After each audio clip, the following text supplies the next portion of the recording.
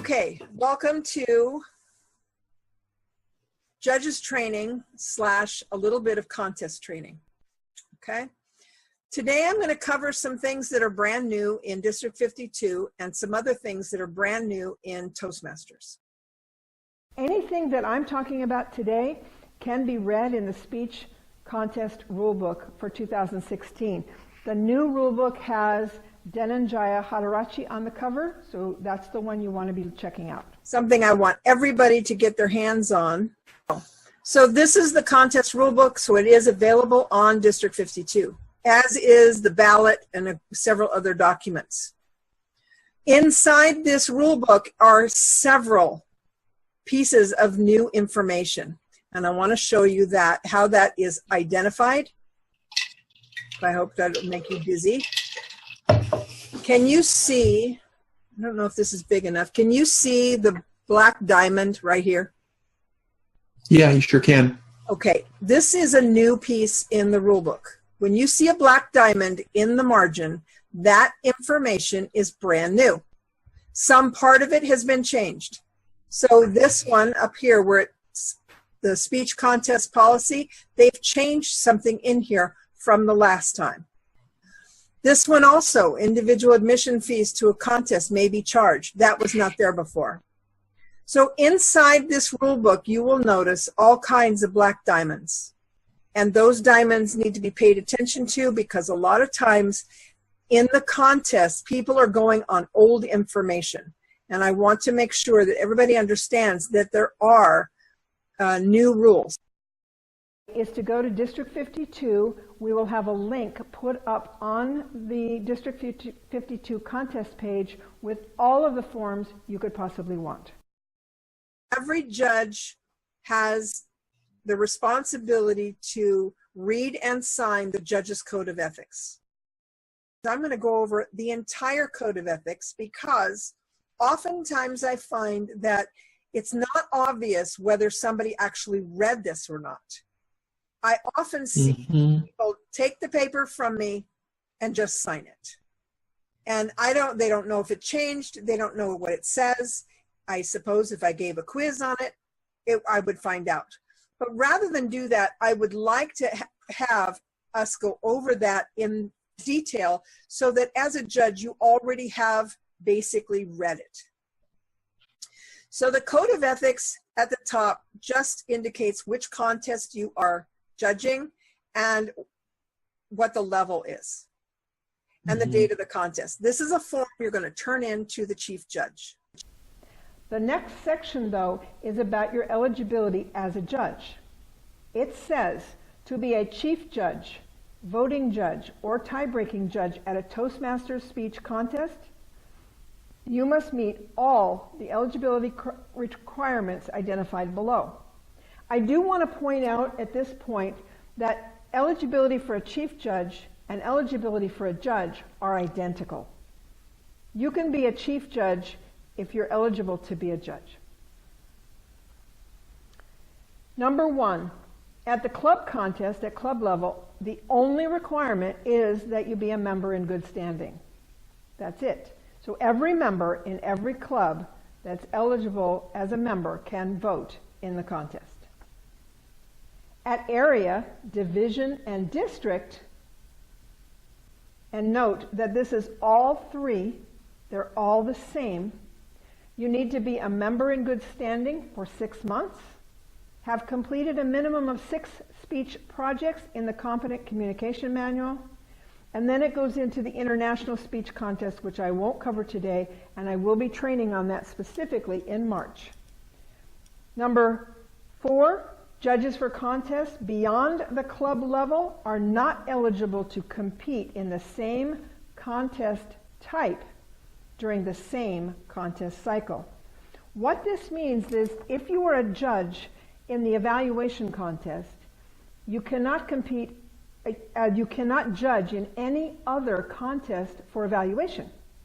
But it doesn't mean that you can't judge the humorous contest. So in some cases where an area needs a lot of judges and you are available for one or the other, you can then judge in the one that you're not competing in.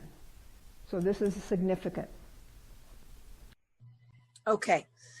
The Code of Ethics, it says, I will demonstrate the utmost objectivity.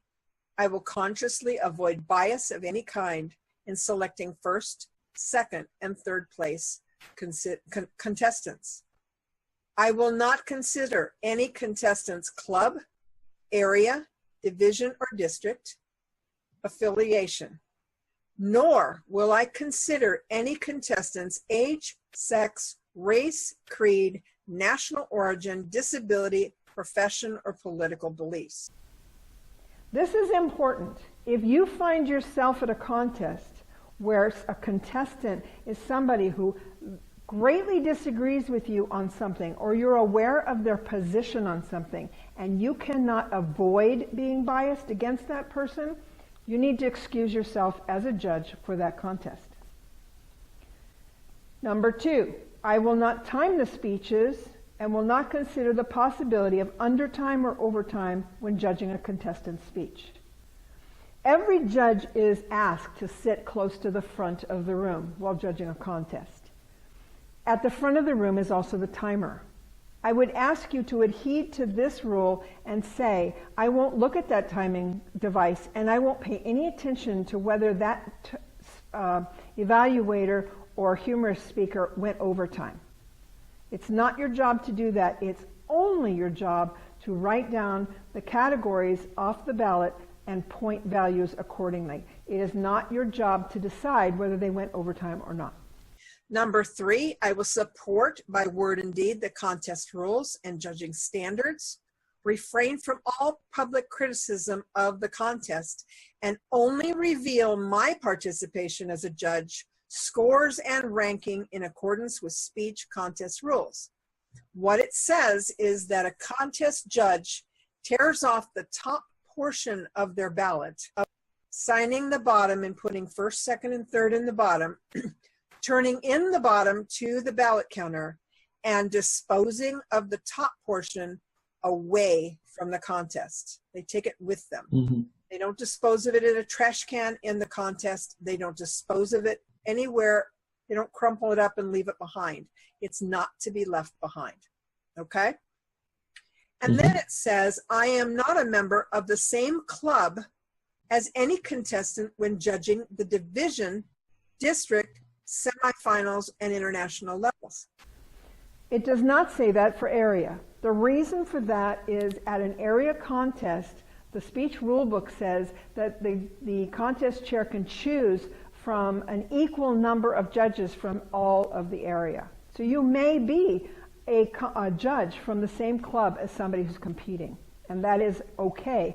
But there are probably other people in the room from that same area that also are members of the same club as another contestant. The last thing says, I have no conflict of interest with any of the contestants that would cause me to be biased. Again, if you know one of the contestants and you know full well that you totally disagree with something that person said, or you have a real conflict with that person, and now they're a contestant in front of the room, just excuse yourself as a judge. There's nothing wrong with that. Just excuse yourself. You don't even have to say why. Just say, I can't be unbiased. The last 2 are not listed at the bottom of the ballot. I believe that because the first 3 are more important, and the last 2 you just have to know and not do. But the bottom of the ballot, this gets turned in. So the bottom of the ballot is your reminder of the top 3 of these Code of Ethics. It's right on your ballot. Okay? Now you're going to read, the next thing is, I certify I'm eligible to serve as a judge, and under the current speech contest rules, I will uphold the judge's Code of Ethics. And there's a place for your signature and your printed name. You notice that it talks about the speech contest rules. That's because every judge who judges in a contest is supposed to have a copy of the speech contest rule book. I suggest that you read it before you become a judge. I suggest that you understand it before you judge a contest, whether it be at your club, your area, the division, or the district.